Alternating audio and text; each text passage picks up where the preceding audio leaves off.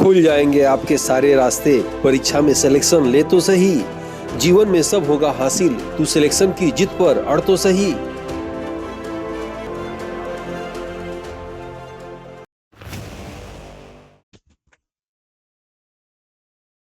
Aditya classes exam गुरु channel में आप सबका स्वागत है। भारतीय राष्ट्रीय आंदोलन की प्रमुख आंदोलन की क्लास चल रही थी, जिस क्रम की पहली क्लास हो चुकी है। अब दूसरी क्लास से याद रखिएगा, इसकी पहली क्लास को देखिएगा, ये क्लास आपको आगे भी कुछ समझ में आ जाएगा। सभी महत्वपूर्ण आंदोलन जो है 3 वीडियो में आपको समाप्त करने की बात की गई थी। आइए आज हम लोग पढ़ते हैं चंपारण सत्याग्रह। याद रखिएगा, चंपारण सत्याग्रह के सबसे पहला प्रश्न ये पूछता है कि महात्मा गांधी का भारत में प्रथम सत्याग्रह कौन सा था। याद रखिएगा, तो महात्मा गांधी का भारत में प्रथम सत्याग्रह याद रखिएगा चंपारण सत्याग्रह कब था, 1917 में चंपारण जिला में। याद रखिएगा, नील की खेती में याद रखिएगा अंग्रेज जो है 3/20 हिस्से पर जो है नील की खेती के लिए किसानों को मजबूर कर रहे थे। जब 1916 में यानी 1 साल पहले जो है लखनऊ समझौता हुआ था, उस समझौते में याद रखिएगा राजकुमार शुक्ल ने जो है महात्मा गांधी से इस समस्या से अवगत कराया था और महात्मा गांधी जो है इसके लिए तैयार हो गए। 1917 में महात्मा गांधी के जीवन का प्रथम सत्याग्रह है। लेकिन अगर आपके एग्जाम में ये पूछे, भारत का नाम न दे और पूछे कि महात्मा गांधी का प्रथम सत्याग्रह कब हुआ था, तो याद रखिएगा महात्मा गांधी का याद रखिएगा जीवन का प्रथम सत्याग्रह 1906 में हुआ था, दक्षिण अफ्रीका में हुआ था। एशियाटिक रजिस्ट्रेशन एक्ट के विरोध में हुआ था। वहां दक्षिण अफ्रीका में जो भी एशिया के लोग जा रहे थे, उनको जेब में एक पर्ची रसीद रखनी पकड़ी होती थी, तभी वो मार्केट बाहर निकल पाते थे। अगर रसीद कहीं गिर जाए या खराब हो जाए तो दिक्कत उनको होता था। इसके विरोध में क्या हुआ कि वहां पे जो है इन्होंने एशियाटिक रजिस्ट्रेशन एक्ट 1906 में पहली बार अपने जीवन में आंदोलन किया था। जैसा कि आप जानते होंगे 1893 में महात्मा गांधी दादा अब्दुल्ला जो कपड़े के व्यवसायी थे, उनका मुकदमा लड़ने के लिए दक्षिण अफ्रीका गए थे। और यह भी प्रश्न आता है कि महात्मा गांधी जब 9 जनवरी 1915 को भारत में आए थे, तो 9 जनवरी को खैर प्रवासी दिवस मनाया जाता है, अलग बात है। लेकिन जो है महात्मा गांधी प्रश्न ये आता है कि दक्षिण अफ्रीका से भारत में कितने वर्ष जो है दक्षिण अफ्रीका में रहे। आंसर क्या होगा, 21 वर्ष याद रखिएगा वो अफ्रीका में रहे। प्रमुख आंदोलन महात्मा गांधी के क्या था, इसकी पहले की क्लास में आपको डिटेल बता दिया गया है, आप उसको देख लीजिएगा। आइए इस क्लास में देखा जाए जो सबसे महत्वपूर्ण तथ्य है। तो सबसे पहले चंपारण सत्याग्रह के विषय में देखा गया। पूछेगा आपके एग्जाम में किस वर्ष हुआ, 1917 में। कहाँ हुआ, चंपारण जिला बिहार में हुआ। चंपारण सत्याग्रह महात्मा गांधी का भारत में प्रथम सत्याग्रह, अभी हम लोग इसका चर्चा किए थे। लेकिन महात्मा गांधी के जीवन का प्रथम सत्याग्रह यदि पूछे तो 1906 में याद रखिएगा कहाँ, दक्षिण अफ्रीका में हुआ था। चंपारण सत्याग्रह के लिए राजकुमार शुक्ल ने गांधी जी को आमंत्रण दिया था, आप जानते भी होंगे। चंपारण सत्याग्रह का कारण जो है बगान मालिक किसानों को जमीन पर 3/20 हिस्से पर नील की खेती याद रखिएगा करना अनिवार्य किए थे। इस प्रकार किसानों से नील की खेती करवाना तिनकठिया प्रणाली के नाम से भी या तिनकठिया प्रणाली कहलाता है। जर्मनी में इसी समय क्या हुआ था कि जर्मनी में याद रखिएगा जो है कृत्रिम रासायनिक नील का आविष्कार हो गया, जिस कारण से क्या हुआ, नील का मांग याद रखिएगा बाजार में कम हो गया और किसान इसकी खेती नहीं करना चाहते थे। एक बार साइंस में प्रश्न आया था कि नील लगाया, आखिर सफेद कपड़ों में नील क्यों लगाया जाता है। तो याद रखिएगा सफेद कपड़ों में नील लगाने का कारण क्या है, तो कारण यह है कि सफेद कपड़े जब धुले जाते हैं बार बार तो पीलापन हो जाता है, तो पीलापन को दूर करने के लिए नील लगाया जाता है। दूसरी बात याद रखिएगा उससे उसकी चमक बढ़ जाती है, ठीक है, इसीलिए नील लगाया जाता है। एक बार आपके एग्जाम में साइंस में प्रश्न आ चुका है, ठीक है। चंपारण सत्याग्रह के परिणाम स्वरूप बगान मालिक या नीलहे, बगान मालिक को याद रखिएगा नीलहे कहा जाता था। नीलहे किसानों को उनसे अवैध रूप से वसूले गए धन का 25% जो है भाग वापस करना उनको पड़ा केवल। चंपारण सत्याग्रह से प्रभावित होकर रविन्द्रनाथ टैगोर ने, ये प्रश्न आ चुका है कई बार, उससे जो है इस सत्याग्रह से जो है महात्मा गांधी के इस सत्याग्रह से प्रभावित होकर रविन्द्रनाथ टैगोर ने महात्मा गांधी को याद रखिएगा या मोहनचंद करमचंद गांधी को या गांधी जी को महात्मा की उपाधि यही देते हैं। और इसी लगे हाथ इससे प्रभावित होकर महात्मा जी भी यानी महात्मा गांधी जी ने रविन्द्रनाथ टैगोर को गुरुदेव की उपाधि देते हैं। आप जानते होंगे रविन्द्रनाथ टैगोर के विषय में, भारत में सबसे पहले नोबेल पुरस्कार पाने वाले कौन थे, रविन्द्रनाथ टैगोर थे। किस क्षेत्र में पाए थे, तो साहित्य के क्षेत्र में पाए थे। किस पुस्तक में पाए थे, तो गीतांजलि पुस्तक पुस्तक में पाए थे, याद रखिएगा। आइए इसमें नेक्स्ट लोग आगे आते हैं कि पूना सार्वजनिक सभा, याद रखिएगा आपके एग्जाम में कई बार पूछा हुआ है, आगे भी पूछा जाएगा कि पूना सार्वजनिक सभा का स्थापना कब हुआ? 1870 में हुआ। इसके संस्थापक कौन कौन थे? तो गोविंद रानडे, जी.बी. जोशी और एच. चिपलांकर, याद रखिएगा। मैंने आपको बताया था कि जब एग्जामिनर को 3 पॉइंट कोई मिल जाता है या 1 पॉइंट मिल जाता है या 4 पॉइंट मिल जाता है तो उसको प्रश्नों को बनाने में आसानी होता है। यहाँ आप देखेंगे कि पूना सार्वजनिक सभा की स्थापना कब हुआ? 1870 में हुआ। संस्थापक कौन थे? गोविंद रानडे, जी.बी. जोशी और एच. चिपलांकर इसके संस्थापक थे। इंडियन ईस्ट इंडिया एसोसिएशन की, याद रखिएगा, स्थापना कब हुआ था? 1866 में थे। संस्थापक कौन थे? तो फिरोज शाह मेहता थे, बदरुद्दीन तैयब थे, दादा भाई नौरोजी थे और मनमोहन घोष थे। नेक्स्ट आप देखेंगे इंडियन एसोसिएशन, याद रखिएगा, इसकी स्थापना कब हुआ था? 1876 में हुआ था। संस्थापक कौन थे? सुरेंद्र नाथ बनर्जी थे, आनंद मोहन बोस द्वारा इसमें किया गया था। इंडियन एसोसिएशन को भारतीय राष्ट्रीय कांग्रेस का पूर्वगामी भी कहा जाता है, प्रश्न आ चुका है। प्रश्न आएगा भारतीय राष्ट्रीय कांग्रेस का पूर्वगामी किसे कहा जाता है? इंडियन एसोसिएशन को कहा जाता है। स्थापना कब हुआ था? 1876 में हुआ था। संस्थापक कौन कौन थे? सुरेंद्र नाथ बनर्जी, आनंद मोहन बोस थे। ये पॉइंट तो आप सबको रटना ही पड़ेगा। कामागाटामारू कांड के विषय में बस यही पूछता है कि कामागाटू कांड कब हुआ था? तो याद रखिएगा 1814 में हुआ था, 1914 में सॉरी हुआ था, 1914 में एक घटना हुई थी। हुआ क्या था? तो हांगकांग से, याद रखिएगा, जैसे आज भी लोग दुबई विदेश का माने जाते हैं, तो अच्छे जीवन यापन के लिए जो है हांगकांग से एक जहाज बुक किया गया और जहाज में वहां के निवासियों को बैठाया गया और कहा गया चलिए कनाडा में लोग चलते हैं और कनाडा में आपकी अच्छी कमाई होगी, जीवन बेहतर होगा। जब कनाडा में इनकी जहाज गई तो वहां महामारी फैला हुआ था, जैसे कोविड आया था। तो महामारी फैलने के कारण कनाडा सरकार ने इनकी जहाज जो है अपने देश में रुकने नहीं दिया और वापस इनको जाना पड़ा। और ये हांगकांग जाते तो ज्यादा बवाल हो जाता, तो ये फिर क्या करते हैं, हांगकांग न जाकर जहाज को कलकत्ता उतारते हैं। जैसे जहाज यहाँ रुकती हैं और आपस में मारपीट हो जाता है, 20 लोग मर जाते हैं, कई लोग घायल हो जाते हैं। इसी को कामागाटा कांड के नाम से जाना जाता है, जो परीक्षा में पूछा जाता है। आइए देख लेते हैं डिटेल इसका क्या क्या है। तो सबसे पहले प्रश्न क्या पूछा जाएगा? कामागाटामारू कांड क्या है? तो ये घटना कब घटी? 1914 में घटा था। तो किस लिए घटा था? तो बेहतर जीवन के लिए 376 यात्रियों को लेकर हांगकांग से एक जहाज कनाडा जा रहा था, जिसको गुरदीप सिंह ने किराए पर लिया था, उस जहाज को, पानी वाले जहाज को। लेकिन कनाडा सरकार ने इस जहाज को कनाडा में प्रवेश की अनुमति नहीं दी, जिससे इस जहाज को वापस कलकत्ता भारत में आना पड़ा। कलकत्ता पहुंचने पर लोगों ने तोड़फोड़ की, जिससे 20 लोग मरे, 202 यात्रियों को जेल भेज दिया गया और जो इसे कामागाटामारू कांड के नाम से जाना जाता है। और ये टेस्ट है, जो लोग नहीं लिए ले सकते हैं, 2000 रुपये रेट है, लेकिन 999 में अभी ये दिया जा रहा है, याद रखिएगा।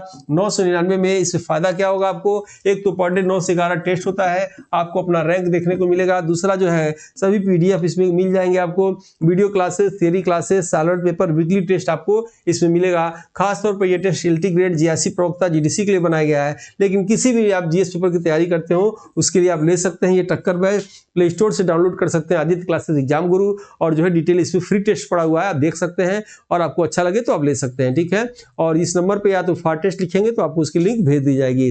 जो लोग इस पुस्तक को न लिए हैं ले लीजिए, ये 50% डिस्काउंट के साथ अभी ऑफर में चल रहा है, याद रखिएगा। और जो है डिलीवरी चार्ज फ्री है। 1.5 वर्षों लगा मुझे लिखने में, सभी महत्वपूर्ण और बिखरे हुए तथ्यों को याद रखिएगा एक जगह संगठित कर दिया गया वन लाइनर फॉर्म में। ये 2025 का दूसरे एडिशन का बुक है और जो है समान ज्ञान के लिए और असिस्टेंट प्रोफेसर परीक्षा से लेकर बीएड की परीक्षा जो भी आप देंगे जिसमें टीचिंग लाइन का जीएस पूछा जाता है, ये बुक आपको पढ़नी चाहिए, सस्ती बुक होगा इसमें। नेक्स्ट आप देखेंगे ये जो है आइए क्लास को देखते हैं। और जो लोग अभी इसमें न जुड़े हो जुड़ जाइए, टेलीग्राम ग्रुप है, निःशुल्क पर डे सुबह टेस्ट होता है और सभी परीक्षाओं संबंधी सूचना और सभी वीडियो के लिंक इस पे भेज दिए जाते हैं। आइए देखते हैं खिलाफत आंदोलन के विषय में क्या प्रश्न आता है। यहाँ 2 प्रश्न आपको जानना इंपॉर्टेंट है। एक तो खिलाफत आंदोलन कब हुआ था? 1920 में हुआ था। ये क्या कैसा मुद्दा था? तो धार्मिक भावनाओं से प्रेरित मुद्दा था। दूसरा प्रश्न यहाँ से उठता है, याद रखिएगा, इसमें कौन कौन लोग शामिल थे? अली बंधु याद रखिएगा, मौलाना आजाद, अशरफ मोहानी, अलू बंधु याद रखिएगा, इसमें मोहम्मद अली और शौकत अली। मोहम्मद अली जिन्ना नहीं थे, याद रखिएगा, ये प्रश्न यहाँ से आ चुका है कई बार। आइए इसको डिटेल देखते हैं।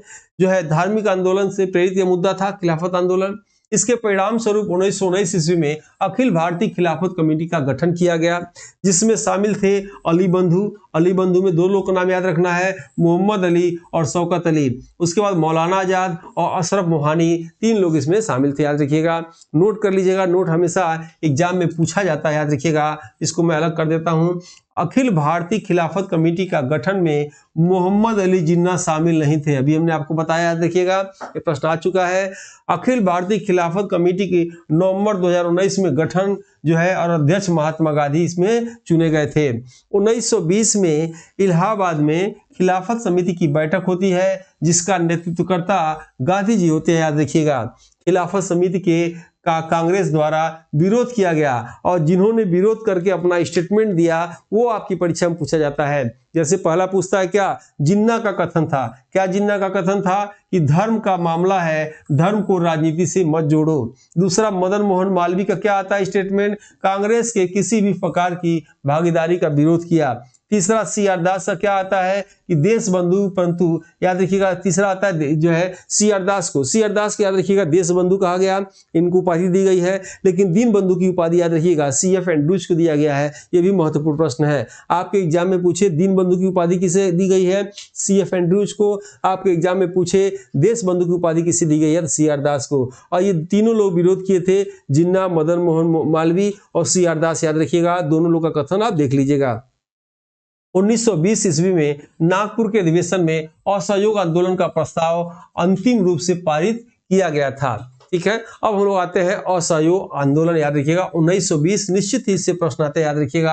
असहयोग आंदोलन से, भारत छोड़ो आंदोलन से प्रश्न जो है पूछे जाते हैं। जो प्रश्न नहीं अभी तक पूछे गए हैं इन दोनों आंदोलनों से, वो ज्यादा पूछे जाने के चांस है, जिसको इसमें शामिल किया गया है। आइए देखते हैं हम लोग क्या पढ़ेंगे इसमें कि भारतीय राष्ट्रीय कांग्रेस के, याद रखिएगा, कलकत्ता अधिवेशन में लाला लाजपत राय की अध्यक्षता महात्मा गांधी के नेतृत्व में असहयोग आंदोलन पारित किया गया।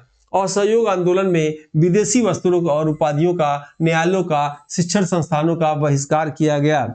जमनालाल बजाज, याद रखिएगा, जमनालाल बजाज द्वारा उपाधियों का बहिष्कार किया गया और इन्होंने राय बहादुर की उपाधि को वापस कर दिया। महात्मा गांधी द्वारा, याद रखिएगा, उपाधियों का बहिष्कार किया गया, कैसर हिंद उपाधि का बहिष्कार किया। सी आर दास द्वारा, याद रखिएगा, वकालत से बहिष्कार किया गया। असहयोग आंदोलन में गांधी जी का एक कथन आता है जो अक्सर एग्जाम में पूछा जाता है कि अगर इन कार्यक्रमों पर अमल किया जाए तो 1 वर्ष के भीतर ही आजादी मिल जाएगी, अंग्रेजों के साथ जो हो रहा है वही बर्ताव, याद रखिएगा, सही है। रविन्द्रनाथ टैगोर जी की कथन यहाँ पे आता है कि विदेशी वस्त्रों की होलिका का जलना निष्ठुर बर्बादी, याद रखिएगा। वो थोड़ा सा इस कथन को कहते हैं। 15 फरवरी 1922, याद रखिएगा, गोरखपुर जिला चौरी चौरा में 15 फरवरी 1922 चौरी चौरा कांड की वजह से असहयोग आंदोलन को गांधी जी ने 12 फरवरी 1922 को वापस ले लिया। गांधी जी 10 मार्च 1922 को गिरफ्तार होते हैं और जेल में 6 वर्ष के लिए इनको सजा सुना दी जाती है। असहयोग आंदोलन का प्रारंभ 1 अगस्त 1920 को होता है और इसी दिन सुबह लगभग 1920 में जो है तिलक जी की मृत्यु हो जाती है। आपको बताया गया था गीता रहस्य 1915 में मांडले जेल में कितने लिखा, तो याद रखिएगा तिलक ने लिखा। तिलक जी की दोबारा कांग्रेस में वापसी कब होती है, 1916 के, याद रखिएगा, लखनऊ अधिवेशन में होती है। नेक्स्ट आप देखेंगे इसमें से एक प्रश्न ये भी बनना है कई बार कि कौन जो है लाख चाहते हुए भी भारतीय राष्ट्रीय कांग्रेस का अध्यक्ष नहीं बना, तो कौन नहीं बने, तिलक नहीं बने। नेक्स्ट आप देखेंगे स्वराज पार्टी 1923। असहयोग आंदोलन के समाप्ति के बाद इलाहाबाद में स्वराज पार्टी का गठन होता है, जिसे परिवर्तनवादी कहा जाता है। स्वराज पार्टी के अध्यक्ष कौन थे, सी आर दास थे। स्वराज पार्टी के सचिव बनते हैं मोतीलाल नेहरू, याद रखिएगा, प्रश्न आ चुका है। स्वराज पार्टी कब, 1923 में, और इसके अध्यक्ष कौन थे, सी आर दास, सचिव कौन थे, मोतीलाल नेहरू। और असहयोग आंदोलन के समाप्ति का इलाहाबाद में स्वराज पार्टी का गठन हो जाता है, यानी कांग्रेस से, याद रखिएगा, कांग्रेस से दोनों लोग मिलकर अलग एक पार्टी, यानी भारतीय राष्ट्रीय कांग्रेस से अलग एक पार्टी बना देते हैं, जिसका नाम क्या है, जिसका नाम स्वराज पार्टी है। जब महात्मा गांधी जेल से छूटते हैं और इन लोग से बीच में आपस में कुछ वार्तालाप करते हैं और वार्तालाप करके कहते हैं कि ये जो है भारतीय स्वराज पार्टी जो है भारतीय राष्ट्रीय कांग्रेस का ही एक परिवार है, एक सदस्य है जो अलग हुआ था अब शामिल हो गया, यही गांधीदास पैक्ट कहलाता है। ये प्रश्न बार बार आता है, अब इसकी आगे चर्चा हम लोग करेंगे। यहाँ आप देखेंगे स्वराज पार्टी में, यहाँ देखिएगा स्वराज पार्टी में जो भाग नहीं लिए उन्हें अपरिवर्तनवादी और जो भाग लिए उन्हें परिवर्तनवादी कहा जाता है। विट्ठल भाई पटेल का नाम सुने होंगे। विट्ठल भाई पटेल केंद्रीय विधानसभा के प्रथम भारतीय अध्यक्ष थे, याद रखिएगा। CR दास का कथन है कि शिक्षा इंतजार कर सकती है, स्वराज नहीं। एग्जाम में पूछा हुआ है स्वराज आम जनता के लिए होना चाहिए, आंसर क्या होगा इसमें से? आंसर अगर प्रश्न ऐसे पूछे कि शिक्षा इंतजार कर सकती है स्वराज नहीं, तो याद रखिएगा ये CR दास का कथन है, ठीक है। उसके बाद स्वराज आम जनता के लिए होना चाहिए, ये भी CR दास का है। गांधीदास पैक्ट 1924, याद रखिएगा, ये भी हमने आपको चर्चा किया था, अपनी भाषा में बताया था कि फरवरी 1924 में खराब स्वास्थ्य के कारण गांधी जी को जेल से रिहा कर दिया जाता है। बंबई में गांधी जी, CR दास, मोतीलाल नेहरू संयुक्त बयान देते हैं कि जो स्वराज पार्टी के लोग जीत के गए हैं वह कांग्रेस के सदस्य हैं। इसी को गांधीदास पैक्ट 1924 के नाम से जाना जाता है। नोट कर लीजिएगा, नोट में क्या है, 1924 के भारतीय राष्ट्रीय कांग्रेस के बेलगांव कर्नाटक अधिवेशन में अध्यक्ष गांधी जी होते हैं, जो भारतीय राष्ट्रीय कांग्रेस के प्रथम बार और आखिरी बार अध्यक्ष बनते हैं। 1924 के भारतीय राष्ट्रीय कांग्रेस के बेलगांव कर्नाटक अधिवेशन में गांधीदास पैक्ट को मोहर लगता है। यह प्रश्न आ चुका है कि महात्मा गांधी भारतीय राष्ट्रीय कांग्रेस के पहली बार और आखिरी बार अध्यक्ष कब बनते हैं? 1924 में बनते हैं। कहाँ? बेलगांव में। बेलगांव कहाँ है? कर्नाटक में। एक और प्रश्न आ चुका है, गांधीदास पैक्ट की मोहर कहाँ लगती है? इसी भारतीय राष्ट्रीय कांग्रेस के बेलगांव अधिवेशन में लगती है। आइए नेक्स्ट देखा जाए, साइमन कमीशन 1927, जो बार बार पूछा जाने वाला प्रश्न है वो याद रखिएगा। साइमन कमीशन की स्थापना कब होती है? 1927 में होती है। साइमन कमीशन भारत कब आता है? 1928 में आता है। ये सिंपल बात जानिएगा। साइमन कमीशन के विरोध होने के कारण क्या था कि साइमन कमीशन के सदस्यों में कोई भी भारतीय नहीं था, सब अंग्रेज थे। यही प्रमुख कारण था कि इसका भारत में विरोध हुआ, और इस विरोध के कारण याद रखिएगा लाला लाजपत राय की जो चोट लगी, चोटिल होने की वजह से उनकी मृत्यु हो जाती है। इसकी डिटेल हम लोग इसमें व्याख्या करते हैं। आइए देखते हैं हम लोग साइमन कमीशन 1927। याद रखिएगा, जैसे होता क्या है कि रॉलेट एक्ट जो 1919 में आता है, याद रखिएगा, इस एक्ट में कहा जाता है कि अब जो है भारत में जलियांवाला बाग कांड जैसा ऐसा कोई काम नहीं होने दिया जाएगा, और भारत की समीक्षा हर 10 वर्ष पे की जाएगी। ये ब्रिटिश पार्लियामेंट से, याद रखिएगा, ये अधिनियम बन के आता है। तो 10 वर्ष कब होता है? 1919 में, याद रखिएगा, एक कांड होता है, और जो है 10 वर्ष यानी 1929 में होना चाहिए। क्योंकि ब्रिटेन में चुनाव था, 1929 में चुनाव होने के कारण ये समीक्षा भारत की नहीं हो पाएगी, इसलिए 1 साल पहले किया गया। 1 साल पहले कब किया गया? 1928 में किया गया। लेकिन 1927 में याद रखिएगा साइमन कमीशन का गठन हो गया। वो भारत आया तो आते आते 28 हो गया। देखिएगा ये प्रश्न आ चुका है। अब साइमन कमीशन में इसका विरोध होने लगा। तुम समीक्षा क्या करोगे? जितने तुम सदस्य हो सब अंग्रेज हो, अंग्रेजों की तरह बात करोगे, इसमें भारतीय भी शामिल होना चाहिए था। इसी का विरोध जगह जगह किया गया। आइए इस बात को डिटेल को हम लोग देखते हैं। यहाँ देखेंगे 1919 में रॉलेट एक्ट में कहा गया है कि हर 10 वर्ष पर भारत की समीक्षा ब्रिटेन के द्वारा कराई जाएगी। 1929 में ब्रिटेन में चुनाव होना था, इसलिए इस अधिनियम के अनुसार भारत की समीक्षा 2 वर्ष पहले ही कर दिया गया। समीक्षा के लिए साइमन कमीशन का गठन 1927 में होता है, और साइमन कमीशन 1928 बंबई में भारत आता है। ये लाइन याद रखिएगा, इंपॉर्टेंट है, आ चुका है। साइमन कमीशन का गठन ब्रिटिश सरकार के कंजर्वेटिव पार्टी के द्वारा किया गया, जिसमें सदस्यों की संख्या 7 थी। याद रखिएगा, ये क्लास आपको अच्छा लग रहा हो तो हाई बटन जरूर दबाइएगा, लाइक सब्सक्राइब याद करिएगा, और अपने व्हाट्सएप ग्रुप, टेलीग्राम ग्रुप में अपने जो है इसको जरूर शेयर करिएगा, ठीक है। हाई बटन अगर आपके मोबाइल में आता हो तो उससे जरूर आप दबाएंगे। साइमन कमीशन, याद रखिएगा, साइमन कमीशन के सभी 7 सदस्य यूरोपीय थे, इसलिए इस आयोग को श्वेत कमीशन भी कहा जाता है। इरविन का सुझाव था कि किसी भी भारतीय को इस कमीशन में शामिल न करना ही भारत में विरोध का कारण बना। भारतीय राष्ट्रीय कांग्रेस, याद रखिएगा, भारतीय राष्ट्रीय कांग्रेस का मद्रास अधिवेशन 1927 में अध्यक्ष डॉक्टर अंसारी होते हैं, जिसमें साइमन कमीशन का विरोध किया जाएगा, यह प्रस्ताव पास किया गया।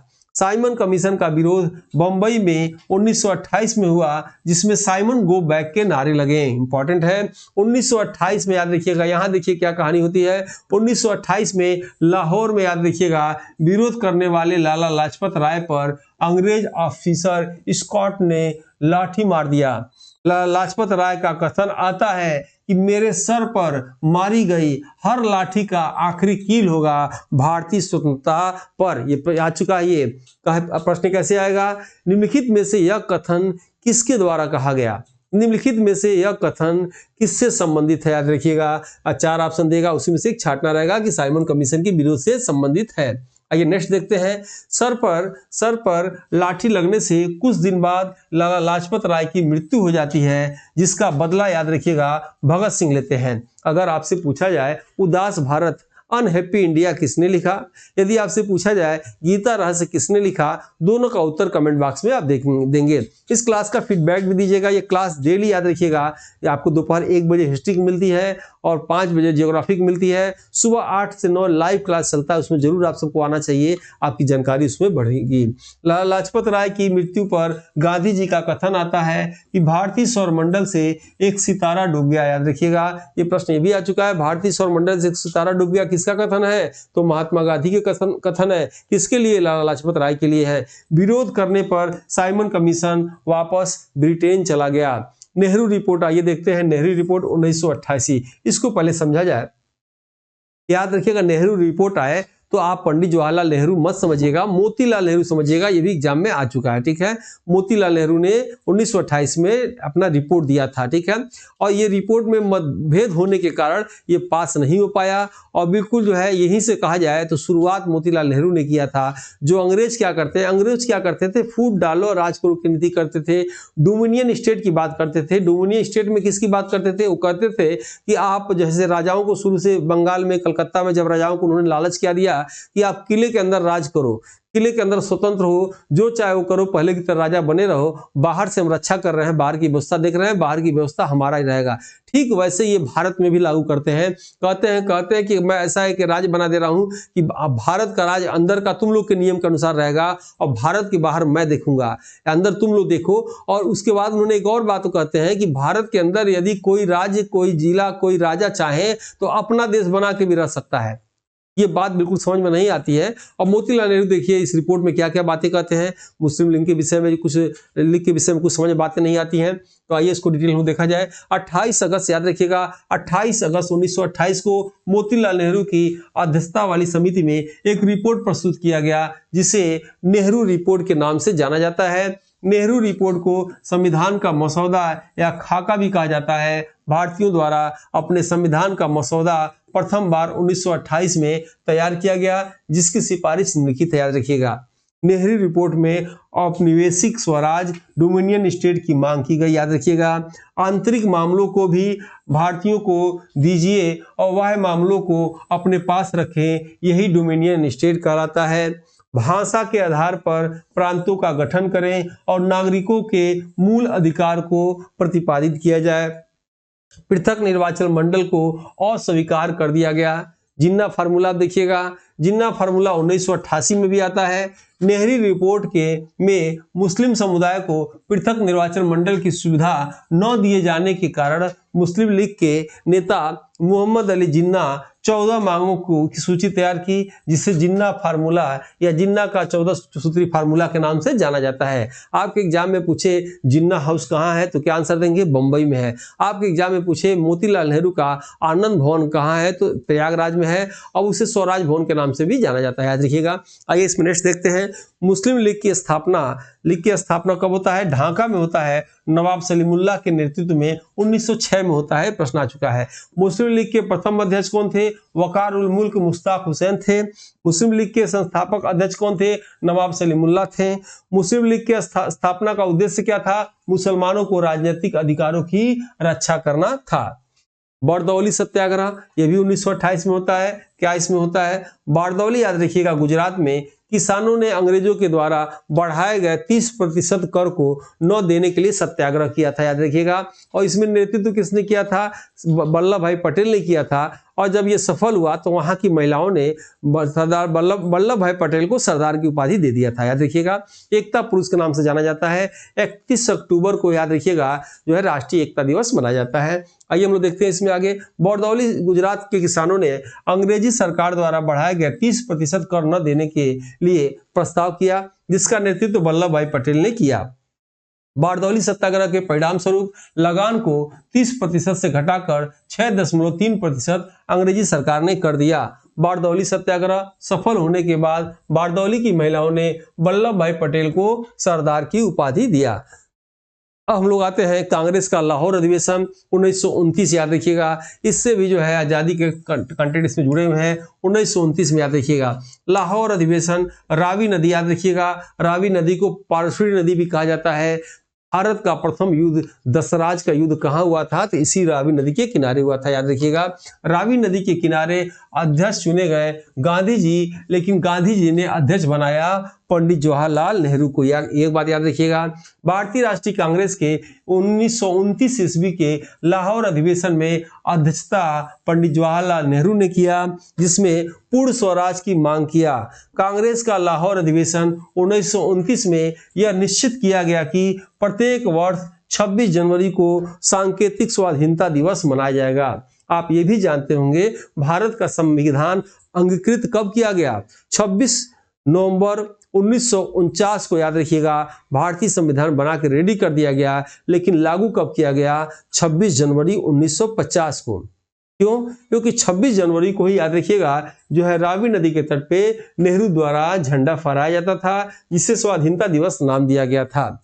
लेकिन 26 नवंबर 1949 को 15 अनुच्छेद कुछ लागू कर दिया गया। लेकिन आपके एग्जाम में पूछे कि भारतीय संविधान पे आखिरी बार साइन कब किया गया, तो 24 जनवरी 1950 को किया गया। 24 जनवरी 1950 को ही राष्ट्रपति राष्ट्रगान और राष्ट्रगीत घोषित कर दिया गया। ये भी इंपॉर्टेंट डेट है, याद रखिएगा, ठीक है। और 25 को क्या हुआ था? 24 के बाद 25 को मतदान दिवस, 26 गणतंत्र दिवस, 27 छोड़ दीजिए, 28 सुप्रीम कोर्ट की स्थापना।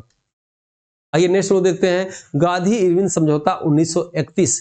इसमें क्या होता है? गांधी इरविन समझौता तो गांधी जी करते हैं इरविन के साथ, लेकिन इस समझौते में याद रखिएगा भगत सिंह, सुखदेव, राजगुरु, इन लोग के रिहाई या इन लोग के विषय में कोई चर्चा नहीं करते हैं, जिससे क्या होता है महात्मा गांधी से लोग नाराज हो जाते हैं, इनको काला झंडा दिखलाते हैं। आगे इसमें चीज को बताया जाएगा। पहले हम लोग देखा जाए गांधी इरविन समझौता में क्या होता है।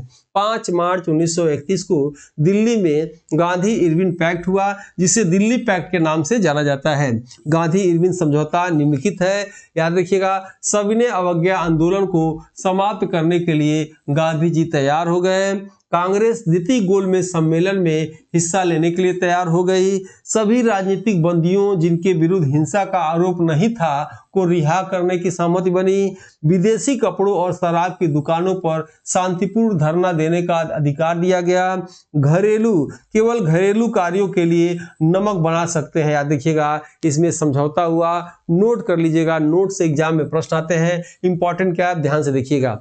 सरोजिनी नायडू ने इस समझौते को महत्वपूर्ण माना तथा महात्मा गांधी और इरविन को दो महात्मा कहा। ये प्रश्न यहां से उठेगा। दो महात्मा किसके द्वारा कहा गया? तो भारत कोकिला, याद रखिएगा। भारत की उत्तर प्रदेश की प्रथम महिला राज्यपाल, याद रखिएगा, प्रथम राज्यपाल भी है उत्तर प्रदेश की। मेरे कहने का मतलब क्या है, दो महात्मा की उपाधि किसके द्वारा दिया गया? सरोजिनी नायडू के द्वारा दिया गया। किसको दिया गया? तो इरविन और गांधी जी को दिया गया। आप जानते भी होंगे सरोजिनी नायडू का जन्म दिवस 13 फरवरी को पड़ता है और 13 फरवरी को राष्ट्रीय महिला दिवस मनाया जाता है। 13 फरवरी को रेडियो दिवस भी मनाया जाता है। नेक्स्ट आप देखेंगे गांधी इरविन समझौते में महात्मा गांधी के लाभ को एलन कैंपबेल जॉनसन ने सांत्वना पुरस्कार कहा था। देश के युवाओं द्वारा समझौते की आलोचना की गई, क्योंकि भगत सिंह, राजगुरु, सुखदेव के रिहाई के बारे में कुछ नहीं कहा गया। गोलमेज सम्मेलन का स्थान लंदन था, केवल दूसरे गोलमेज सम्मेलन का स्थान सेंट पॉल लंदन था, याद रखिएगा। चंद्रशेखर आजाद की शहादत 27 फरवरी 1931 को हुई थी, याद रखिएगा, और प्रयागराज में, ठीक है। कराची अधिवेशन के विषय में देखा जाए, कराची अधिवेशन 1931 में यही जो है, याद रखिएगा, गांधी जी का विरोध होता है। अब इस पे देखेंगे ध्यान से। 26 से 31 मार्च 1931 के बीच हुआ। यह कब होता अधिवेशन? 26 से 31 मार्च 1931 में भारतीय राष्ट्रीय कांग्रेस का कराची अधिवेशन 1931 में हुआ। देखिएगा, इस अधिवेशन में अध्यक्षता किसने किया? सरदार वल्लभ भाई पटेल करते हैं। इस अधिवेशन में गांधी जी को काले झंडे दिखाए गए, क्योंकि कराची अधिवेशन से 3 दिन पहले 23 मार्च 1931 को भगत सिंह, सुखदेव, राजगुरु को फांसी दिया गया। कराची अधिवेशन में जवाहरलाल नेहरू, मानवेंद्र नाथ राय द्वारा मौलिक अधिकार, मौलिक कर्तव्य और आर्थिक कार्यक्रमों की घोषणा की गई। यहाँ नोट इंपॉर्टेंट, यहाँ से प्रश्न बनेंगे, देखिएगा ध्यान से। गांधी जी का कथन आता है 25 मार्च 1931 को आता है कि गांधी मर सकता है लेकिन गांधीवाद हमेशा, याद देखिएगा, अमर रहेगा। अगस्त 1931 में अंबेडकर जी द्वारा कथन आता है कि गांधी क्षणिक भूत की तरह धूल उड़ाते हैं, अस्तर नहीं उठाते हैं। और जो है, जो लोग टेस्ट नहीं ले सकते हैं, 2000 का टेस्ट है, 999 में दिया जा रहा है। और याद रखिएगा, जीआईसी, एलटी प्रवक्ता, जीडीसी के लिए है। पर डे इसमें 9 से 11 टेस्ट होता है। प्ले स्टोर से डाउनलोड कर सकते हैं। बुक भी आप ले सकते हैं, 50% डिस्काउंट है, प्लस डिलीवरी चार्ज फ्री है। अमेजन, फ्लिपकार्ट या हमारी वेबसाइट से, ठीक है। जो लोग इससे न जुड़े हैं, जुड़ सकते हैं। और इसी के साथ आप सबने मेरी क्लास को इतनी देर तक देखा, इसके लिए आप सबको बहुत बहुत धन्यवाद। वीडियो अच्छा लगे लाइक, सब्सक्राइब, शेयर जरूर करिएगा। मिलते हैं हम लोग नेक्स्ट वीडियो में, तब तक के लिए जय हिंद, जय भारत।